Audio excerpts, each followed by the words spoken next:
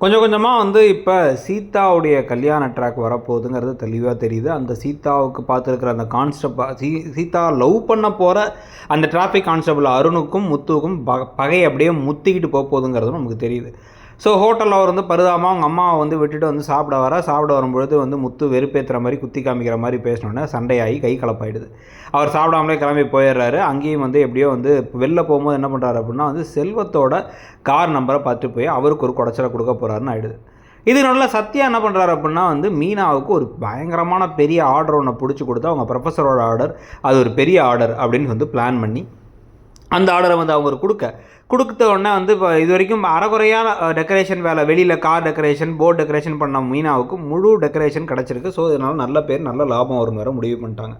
ஆனால் அதுக்கு 70,000 வந்து கிட்டத்தட்ட செலவாகும். பூ வாங்குறதுக்கு 20,000 தான் அட்வான்ஸ் கொடுத்துருக்காங்கன்னா 50,000 காசுக்கு ஸ்ருதி கிட்ட ரவி கிட்ட கேட்கலாமா அப்படின்னா, ரவி கிட்ட அந்த மாதிரிலாம் நான் கேட்டதில்லை அப்படின்னா அது கேட்டு பார்ப்பாங்க, நம்ம திருப்பி கொடுத்துருவோம் அப்படின்னு வந்து மீனா சொல்லி முத்துவை கன்வின்ஸ் பண்ணுறாங்க.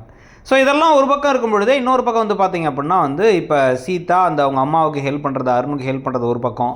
இந்த வித்யாவே வந்து நான் எதுக்கு இவன்ட்டெல்லாம் போய் வேலைக்கு போனோம் அப்படின்னு ரோஹினிகிட்ட கேட்டுகிட்டு இருக்காங்க. இந்த சிட்டிக்கிட்ட வேலைக்கு போகிற விஷயத்தை பற்றி. உனக்கு பிடிக்காட்டி வேறு யாராச்சும் போட்டும் பரவாயில்ல அப்புறம் என்ன அப்படின்னா வந்து இவன் என்றைக்கு தான் சிக்கிப்பான், இவன் கூட ரொம்ப சகவாசம் வேணாங்கிறத வித்யா கரெக்டாகவே சொல்கிறாங்க. ஆனால் அதை கேட்குற மனநிலையிலே ரோகிணி இல்லை. சிட்டியை பாராட்டுவாங்களாம், ஆனால் முத்துவை விருப்பாங்களாமா. என்ன மாதிரி ஒரு மனநிலை இவங்களுக்கு இருக்குங்கிறது நமக்கும் புரியலன்னு வச்சுக்கோங்க.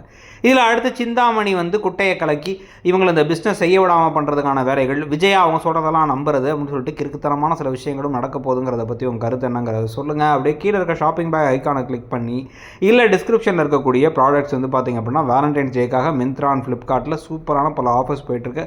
அதில் உங்களுக்கு பிடிச்ச பொருட்களை உங்களுக்காகவோ உங்களுக்கு விருப்பமானவருக்காகவோ இல்லை வந்து வீட்டுக்காகவோ வந்து பர்ச்சேஸ் பண்ணிக்கோங்க. தேங்க்யூ.